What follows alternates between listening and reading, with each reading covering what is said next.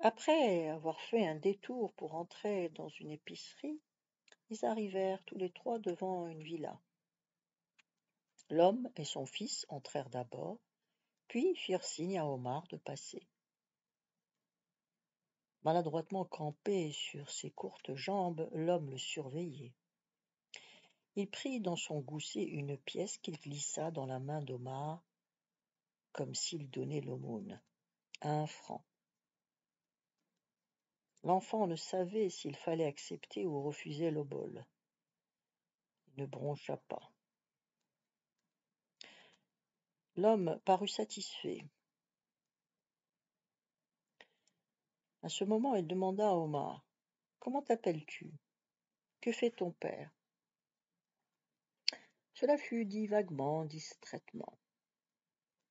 Il avait parlé pour dire quelque chose. Omar répondit que son père était mort.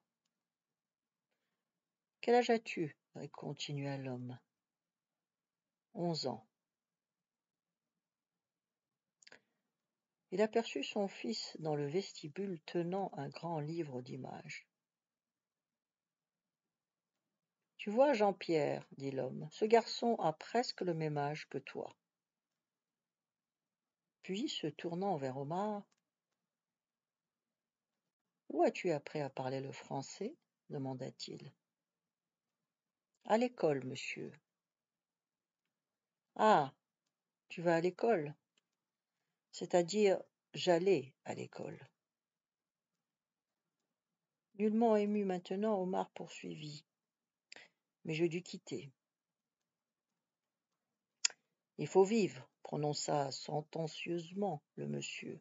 « Tu vois, dit-il à son fils, ce garçon ne peut pas aller à l'école parce qu'il doit travailler. » Toujours de sa manière distraite et comme à contre-cœur, il continua de poser des questions. « Et combien peux-tu gagner en une journée de travail? » Omar dut mentir. « Ça dépend, monsieur. Si j'ai beaucoup de clients, jusqu'à 20 ou 30 francs. » 20 à 30 francs? Dans sa surprise, l'homme parut se réveiller un peu. 20 à 30 francs, répéta Omar. L'homme resta interloqué et se sentit inquiet. Il parut se demander ce que ce petit indigène pouvait penser de lui. « Tu portes naturellement tout ton argent à ta mère. Tu ne le dépenses pas. »« Bien sûr, répondit Omar sans hésiter, sauf, bien entendu, quand on me donne un pourboire. » Une fois encore, l'homme fut pris de court. Il fit de la tête de graves signes d'approbation à l'adresse de son fils. Il commençait à s'ennuyer. Du poids de sa volonté, Omar désira écraser l'homme. Il naissait en lui une force obscure et nue, vide de tout sentiment et de toute émotion, un enthousiasme étrange et sauvage. Le fils se taisait, serrant son livre dans ses bras et fixant Omar de ses yeux pâles. « Aimerais-tu, petit, avoir un livre d'images comme celui-ci » demanda le monsieur à Omar, comme sous le coup d'une inspiration, en montrant le livre que tenait son fils. Omar n'avait jamais possédé de livre et jamais conçu l'idée d'en avoir. Le désir ne lui en venait pas parce que les livres ne l'intéressaient guère. Mais, devinant la réponse qu'on attendait de lui, il dit: « Certainement oui, je voudrais, mais comment faire ?» L'homme se retourna vers son fils et le considéra en silence. Puis il dit: « Allons, Jean-Pierre. Suppose que ce petit indigène te demande ton livre. Le lui offrirais-tu » L'enfant regarda son père, puis Omar. Avec une brutalité jalouse, amusante chez un être si frêle et si éteint, il étreignit son livre. « Suppose qu'il te le demande, lui qui n'en a pas. Je ne voudrais pas le lui donner? Il est à moi, gémit le garçon. Il fit une moue. Il était sur le point de pleurer. Il est à toi, oui. Je ne dis pas qu'il faut le lui donner, que tu es bête, protesta le père. Ce garçon n'en a pas besoin. L'enfant gardait sa mine inquiète. Je ne t'ai pas dit qu'il fallait le lui donner. Le livre est à moi, dit le fils avec entêtement. Bien sûr, il est à toi. Personne ne songe à te le prendre. Ça ne fait rien, coupa Omar. De toute façon, je n'aurai pas le temps de lire. Lui, au contraire. Le père sourit satisfait. Mais l'enfant n'était encore qu'à moitié rassuré. Il conservait toujours son air farouche, semblait toujours prêt à verser des larmes. Tu vois, ce garçon a un meilleur cœur que toi, dit le père. Il est pauvre, et malgré cela, il ne veut pas de ton livre. Mais toutes les fois que tu te plaindras, tu devras te souvenir qu'il y a beaucoup d'enfants qui travaillent, qui n'ont jamais eu de livre ou un autre jouet. Le livre est à moi, répéta le fils obstinément. Oui, il est à toi, soupira le père. Il consulta sa montre et dit à Omar, allez, petit. Il ouvrit la porte. Omar franchit le seuil et fila. Maman nettoyait, rangeait, allant d'une chambre à l'autre inlassablement. Par instants, elle faisait irruption dans la cour, sans s'arrêter de pérorer, prenait sa jeune sœur Zhor à témoin, et s'en retournait poursuivre ses discours au fond d'une pièce. Zhor se taisait. Elle lui entendit dire « Notre honneur est tout pour nous. Il est au-dessus de notre bonheur. C'est la vérité. » Une lourde couche de nuages recouvrait le ciel. Les oiseaux noirs, dont les tourbillons se croisaient infatigablement, ne cessaient de criailler. D'autres clameurs venaient de la falaise qui se fronçait en face de la ferme et se répercutait dans l'air. Subitement, le soleil inonda la cour. Ce fut le premier rayon de ce matin. Qu'est-ce qui lui prenait de parler de ça? Jusqu'ici, Zhor ne l'avait pas écouté. Que l'honneur fût la raison d'être des gens, elle, pour sa part, s'en moquait. Elle n'y comprenait rien. N'était-ce pas là que des mots? Et des mots qu'on entendait tous les jours. Le silence valait bien mieux que tout ça. Une appréhension trouble qu'elle n'arrivait pas à dominer cependant montait sourdement en elle. Les paroles de son aîné, comme si elles eussent contenu une menace obscure, l'avaient alarmée. N'y avait-il rien derrière? Zhor puisait à plein pot dans une grande jarre bleue où le lait caillait lentement depuis 2 jours. Une fois qu'elle eut rempli la baratte aux 3/4, elle la suspendue au figuier de la cour. À ce moment, Cara entra et s'approcha de ma main. « Je te fais l'effet d'un homme qui ne remarque rien, n'est-ce pas? Je vois tout le temps Zhor. Ce n'est qu'une fillette, et du jour au lendemain, elle devient une femme. Elle a combien d'années? Elle n'avait que 5 ans et 2 mois, le jour où mon pauvre père est mort, répartit sa femme. Et il y a 9 ans qu'il est parti. Je vois ça comme si c'était hier. Elle aura bientôt 14 ans et 2 mois et 3 mois. Elle est vraiment une femme, elle est vraiment gracieuse. Il fallut le servir. Ce fut encore Zror qui s'en chargea. Maintenant il poussait le pain noir, dont sa bouche était pleine, avec de grandes lampées de petit lait qui gargouillaient dans le fond de sa gorge. Zror, après qu'elle eut fini de tout apporter, resta debout, attendant un peu à l'écart, pendant que Kara mangeait, qu'il la libéra. Mama jeta un rapide coup d'œil à sa jeune sœur dont le visage s'était rembruni. Chaque fois, il emmenait la conversation sur elle, comme ça. Une petite chose pleurait alors, humiliée, dans le cœur de Mama. Dans le fond, que voulait son mari? Il ne s'imaginait tout de même pas que la petite trouvait de son goût ce qu'il disait là. Et en ce cas, elle se trompait. Les propos de Kara lui rongeaient l'âme.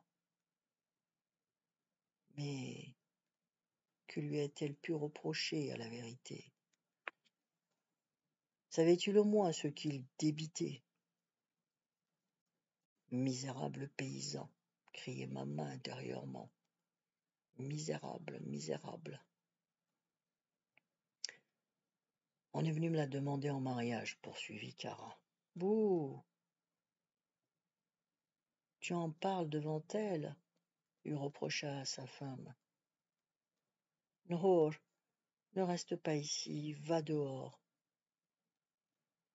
Qu'est-ce qui te l'a demandé?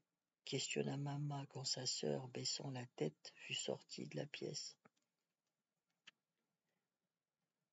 Les femmes, c'est toujours pressé, vite, elles veulent tout savoir. Pourquoi ne veux-tu pas me le dire? Dieu, est-ce possible? Il regarda devant lui en broyant lentement son pain entre ses mâchoires. Je verrai. Au milieu de la cour de la ferme, installé sur une caissette, Zror n'arrêtait pas de battre le lait. Maman alla chercher de l'eau. Dehors, le temps était lourd, mais non pas à la pluie.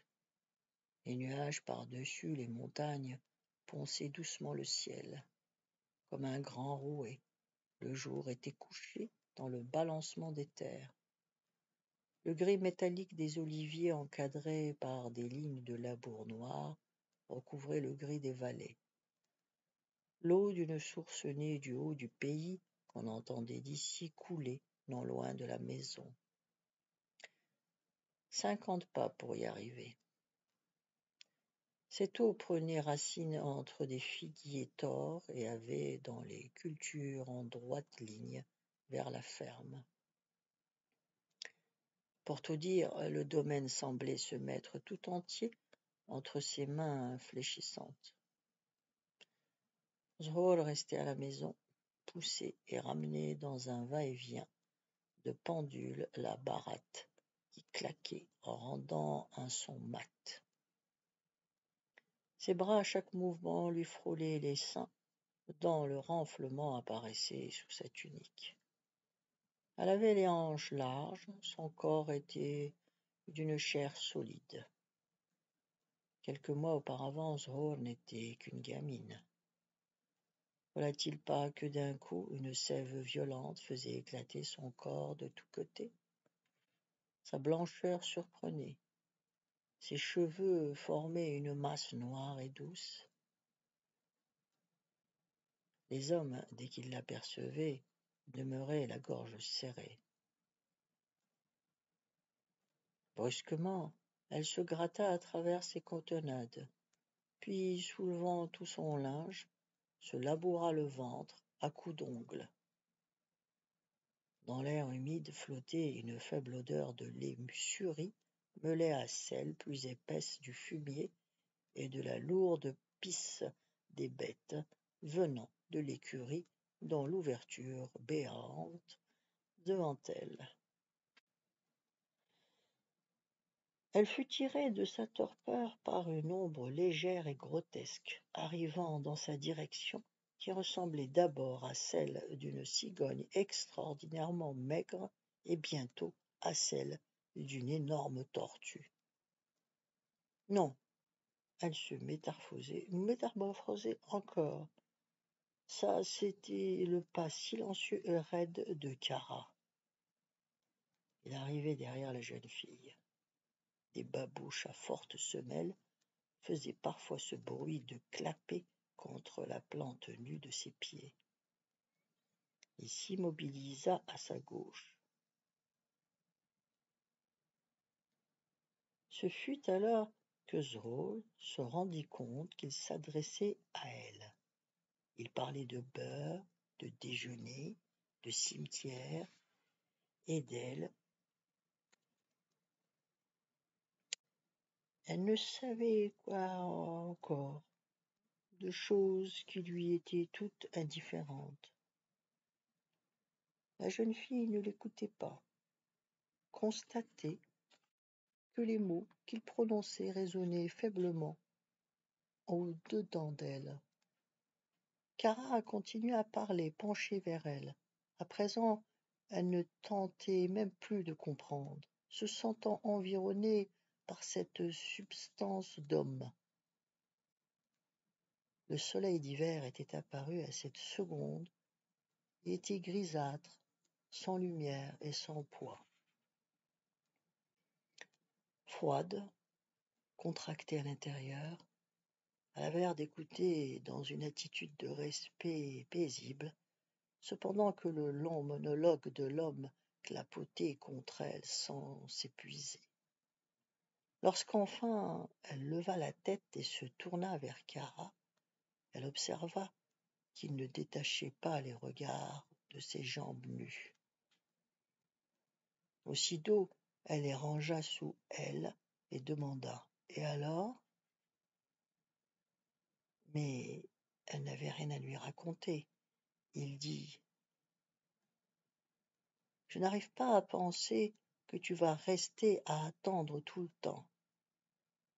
Il va falloir qu'on te marie. Je n'y peux rien, moi. » Elle baissa les yeux. Tout à coup, elle sut pourquoi il était là près d'elle. Vivement, elle redressa la tête dans un mouvement de défi. Elle fixa la grande face molle de Kara. L'expression de l'homme était distante et morne. Ses traits s'étaient alourdis. Une faible flamme de haine était née dans le cœur de l'enfant. Chacun d'eux entendit venir de l'extérieur le bruit serré des pas de maman. Le sale chien de Kara. Celui-ci s'éloigna en boitillant.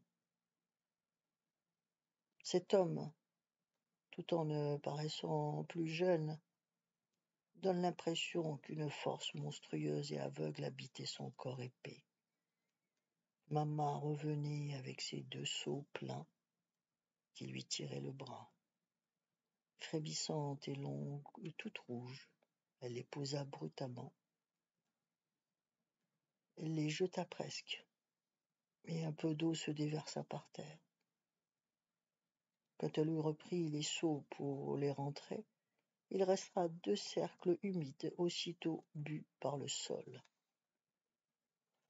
En quelques pas, elle franchit l'espace qui la séparait de la chambre commune. Son regard se porta sur l'enfant immobile au centre de la cour, et, à sa grande surprise, elle discerna une singulière expression dans la façon dont Zraul l'épiait. La suite demain. Vous pouvez vous abonner.